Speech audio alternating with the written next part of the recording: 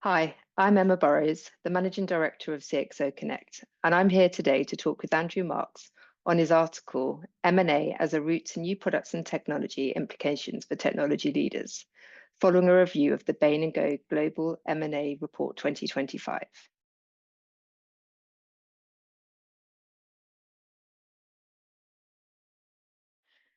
Okay, hi, Andrew. So thank you for joining us today. So what made you pick the piece of the report to focus on? Hi, Emma. I was really fascinated by the Bain Co report. One, it was a very in-depth report around M&A 2025, and given the last 2 years of M&A, I was very excited to see their positive outlook for the rest of the year. And I think we're already seeing some changes in spite of geopolitical influences. Specifically, of course, around technology. What stood out, and I am focusing here and for this conversation on the non-technology pure play M&A activity, so corporates and their perspective on technology. I was really pleased to see how Bain & Co highlighted that organizations are now seeing what I would like to think of as the true value of technology as part of the M&A process, and taking it past simply cost synergies and looking at the value of technology as part of the acquisition. And I believe that that has a big impact on the role of the CIO, the technology leader, in the M&A conversation. Yeah, so in that case, what do you see the implications are for the technology leadership? I think there are several implications actually, and we can cover each of those in turn. First of all, of course, there's the role of the technology leader, the CIO, in the M&A process as a whole. Rather than just due diligence and an audit, there's a lot more contribution that the CIO should make. Similarly, then we move forward post-deal into the delivery and the operation of acquired technology, where that has got value which is significant. And then, of course, it's looking at the newly acquired risks that are associated with acquiring significant technology that has significant value, which is no longer short-term synergy, but something bigger than that. And so there's a lot of new stuff, which is more than just taking on a bit of technology and a few people. Yeah. So in that case, what does this mean for the CIO or tech leader when undertaking M&A, due diligence, deal negotiation, warranty definition, and PMI? There's a lot in the Yes. pre-deal and the post merger integration planning. It's actually about the technology leader's skills. I think we have to assume that the technology leader is able to assess a budget, assess what I would call basic technology risk as part of due diligence, and you know let's work with that assumption. I think it's a safe assumption to work with. When you start acquiring significant amounts of technology, whether it's proprietary or whether it's off the shelf, and you start negotiating pre-deal about the value, because that's going to become part of the overall deal value conversation. It's a little different to when you're going to a software vendor and asking for a price of software and expecting some sort of discount or other incentive to purchase, and whether you do a service contract that might be 3 years or 5 years. You've got a very different type of conversation to be had with potentially one's technology peer, who you may or may not be acquiring, and of course, as part of the overall deal team conversation. So you've got to take those skills that you might have used in the past around insurance, around warranties, and of course, around just valuing technology. But you haven't got that in the context of just talking to an account manager who wants an end of quarter deal. It's quite the opposite. Account managers, with all due respect, are looking to hit their targets and are willing to move. Yeah. When you're talking to a target that you're looking to acquire, clearly they want the very best price for their business that they're looking to sell. So you've actually got quite a different conversation. So you have to apply your skills differently. The area that I'm particularly familiar with is transition service arrangements. So when you're acquiring a business as a carve out, where technology may have been provided, or part of the technology services may have been provided from a parent, there's inevitably a transition phase when you are relying on that parent who may be a competitor for service. That's a completely different skill set. Yep, we're all used to defining service levels and service agreements and a price. But again, from a supplier to you who is not otherwise delivering other business and not actually necessarily prioritizing the service to you. So you've got to be quite smart in the way you would apply your existing skills and bring some new ones to the table as well.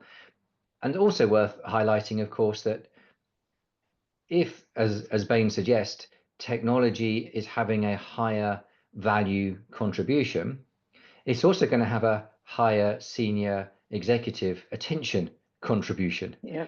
So getting it wrong is going to get a lot more attention on the CIO than in the past, when it may have been focusing primarily on some cost savings, some unit cost savings, some volume savings, and so on. Thanks, Andrew. And still from the CIO tech leader perspective, who unwittingly receives a new product to own for future revenue targeting?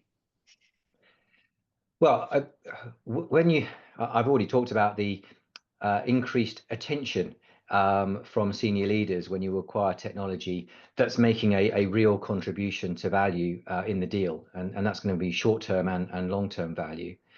So being conscious that it's not a one-off cost-saving activity, but it's a long-term role that you're playing, does change the focus. And the focus, of course, has to come on the people. Who are the people who you are acquiring, or who you may not be acquiring, who were delivering that technology service, the technology service which is now adding material value, short-term, long-term, for your organization as the acquirer.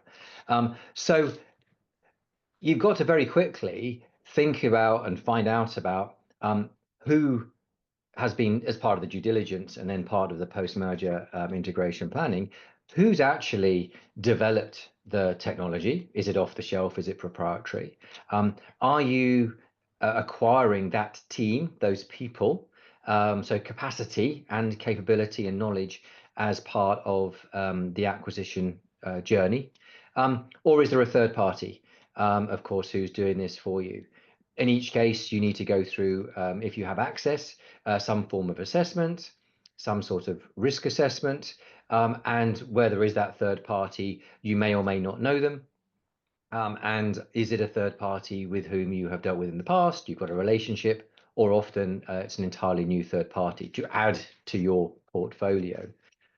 Where it's an acquired team, of course, you've just gained capacity and capability, which is a good thing.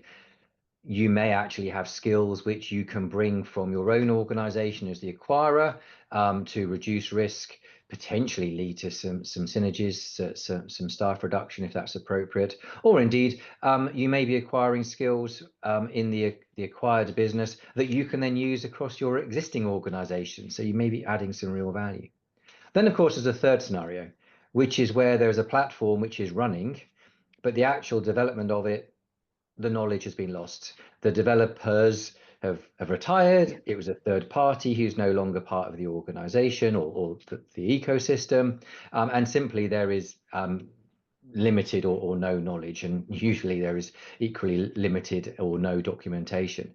In those scenarios, you need to really think about how you're going to rapidly acquire knowledge to assure continued operation of that technology in the short term, let alone maintaining it securely and reliably in the long term. Now, this sounds like risk, and it is risk, but I think it's a great opportunity. I always think when people are part of the conversation, it's an opportunity. So let's start with that understanding of, what skills and capacity and capability are you bringing in? Are there opportunities to cross-fertilize from the acquired business and from your own business, whether it's a third party or whether it's people as well? I see it as a great opportunity. But again, it's a different conversation to one which the CIO traditionally has, and it takes time. And that's one of the things that I should have flagged at the start. These deals take time, take attention, and it's really important that the technology leader, the CIO, is able to give this the full attention, which means being able to step away from the day job of running the existing technology in order Yeah. to focus on the deal pre, during, and post close. Thank you. And you mentioned risk back there. That was my next question. What's the CIO and the tech leader's approach to risk?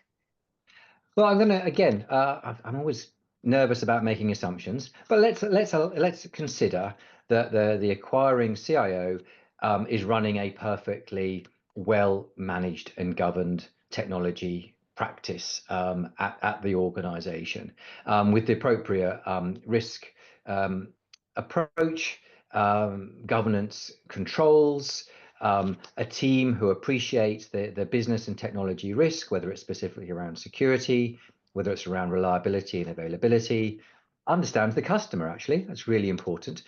So understands the impact of losing technology or elements of technology service for any amount of time, that interruption.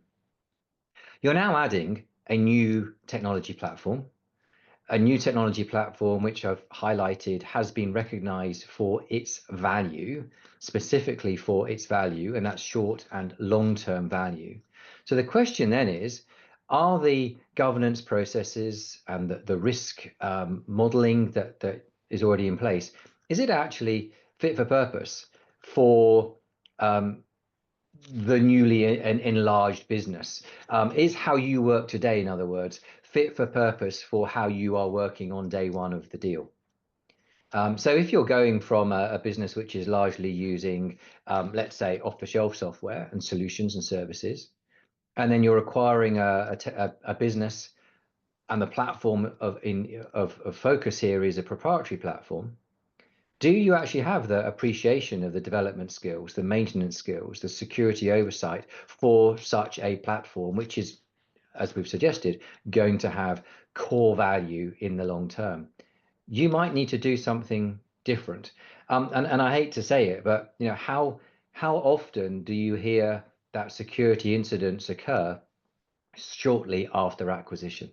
Yeah. Usually in the acquired business, I have to say. And that's because there is a gap, and I'll leave it at, there's simply a gap between old ways of working and required new ways of working. And unfortunately, also acquisitions tend to come with a level of pomp and circumstance and news. Doesn't matter if they're big or small. And I'm afraid any sort of news is going to attract a hacker. An attacker sees the opportunity where people are busy on the acquisition, not necessarily on the day job. So there's a risk piece around sort of security and governance. And then there is a risk piece around the core technology as the acquirer. You've no doubt got a range of hybrid infrastructure, some historic physical infrastructure, some private cloud, some public cloud, and it's whatever is fit for your purpose. And it will include a amount of headroom, commercial model around growth, and so on. Now you're just adding a whole new organization to that with its ecosystem of technology. You probably want to do some consolidation. Are your contracts, is your physical capacity, is your access to cloud capacity sufficient to bring this together in the timeline that is required to get the value? Is the acquired business in a scalable situation? Maybe the reason why your organization is acquiring it is because it's reached a certain point. It needs help scaling. So from the CIO perspective, are you ready and able with your own people, with your own contracts and suppliers to grow? And that's on the hardware side, and on the software side, things like patch management, software asset management, critical for that security and reliability of the operation. Are you able to scale up the reach, the speed, the efficiency, and of course the coverage of your governance processes around patch management? And that comes back to operating systems and infrastructure too. So a conclusion of risk is you might be okay today. You need to think about, will you be ready on day one of the deal when you're accountable for any incidents, and also on day 21, 101, and as that organization grows. And if we look back on what I've just been talking about, whether it be around skills, whether it's around the assurance of that acquired capability, and then of course risk, we're just bringing together here people, process, and technology. It's the old stuff, the old adage. But it just comes out, it's a very tidy model and shouldn't be forgotten, no matter how important data is, customer data, DORA, and all of the other regulations there. Let's just bring it back to the simplicity of people, process, and technology, throw in some contracting, throw in some good commercial common sense, and then you probably just need to give it that attention. And that's the thing which I've highlighted, the time it takes to make room for a significant acquisition in your day job. Yeah, sounds like a tough and lots to consider there, Andrew. What would you say your key takeaways are for our audience listening today? Well, maybe finally, the value of technology is being recognised. Certainly in the M&A process, if we take the Bain Co report as they state it. And again, I remind those listening that this is not technology pure plays. This is where corporates are being acquired and they bring important and valuable now technology. We've moved past simply combine, 1 + 1 = 2, get it for a cheaper price, close some sites, close some shops, close some factories, whatever it might be, we reduce unit cost. We've gone beyond that now. There is real value being placed on acquiring technology. So fantastic. That means that a CIO with a focus on growth and enabling growth through acquisition has got a great future, I believe. Now, that doesn't mean to say a technology leader who's brilliant at keeping costs low has lost position. Not at all. Once again, this is just an evolution of the role. Maybe it's another separation or a split in the role of CIO, CTO, CDO, whatever the title is. There's just somebody now who in the M&A process is going to be given the accountability and will need to demonstrate their focus on growth and what that means. And that's, a significant difference. And in addition to keeping a focus on reliability, value for money, security, and so on. And I think that's just something to be thought about as each of us develops our careers, sees the opportunity to be involved in mergers and acquisitions. What's your contribution going to be? Use some of the things that I've discussed here, perhaps to think about what you'll need to do before that deal arrives, during that deal, and then after the deal. It's not simply post-merger integration plan, make two businesses one business. We're well beyond that now, and I think that's the thing I really wanted to highlight. Thank you so much, Andrew, and thanks for sharing your insights with us today. Thank you.